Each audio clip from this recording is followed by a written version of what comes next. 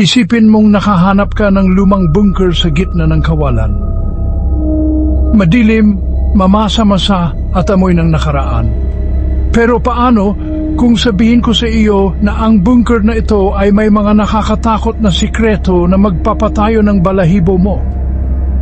Habang bumababa ka sa bunker, lalong lumalamig ang hangin. May mga kakaibang simbolo ang mga dingding para bang may gustong sabihin sa iyo. Nakakita ka ng maalikabok na tala-arawan sa isang kinakalawang na mesa. Pagbukas mo, nabunyag ang nakakakilabot na nakaraan ng lugar na ito. Binabanggit ng tala-arawan ng mga eksperimentong nagkamali, mga bulong sa dilim at mga aninong gumagalaw ng mag-isa. May isang tala na nagsasabi tungkol sa isang grupo ng mga taong pumasok sa bunker pero hindi na lumabas.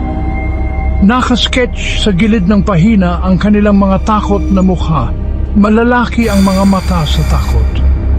Sa isa pang pahina, may binabanggit na misteryosong nilalang, isang entidad na gumagala sa mga pasilyo, naghihintay sa susunod nitong biktima. May narinig kang mahinang ingay, parang bulong. Nagkikislap ang iyong flashlight at sa isang sandali parang may nakita kang aninong gumalaw. Bumibilis ang tibok ng puso mo habang napagtanto mong hindi ka nag-iisa. Parang nabuhay ang bunker sa mga alaala ng mga nagdusa dito. Bawat hakbang mo ay may alingaw-ngaw ng mga sigaw ng nakaraan. Sa pinakamalalim na bahagi ng bunker, may nakita kang nakakandadong pinto. Hindi binabanggit ng tala-arawan kung ano ang nasa likod nito. Pero nakakapanghina ang pakiramdam ng takot. Manggan ka bang buksan ito?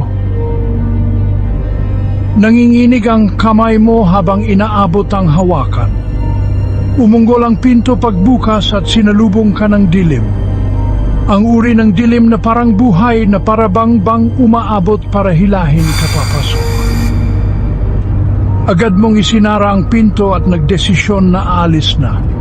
Habang paakyat ka pabalik, hindi mo maalis ang pakiramdam na may nakatingin sa iyo. Mas mabuti pang hindi nagalawin ang mga sikreto ng bunker. May mga lugar na dapat manatiling nakalimutan, at ang bunker na ito ay isa sa mga iyon.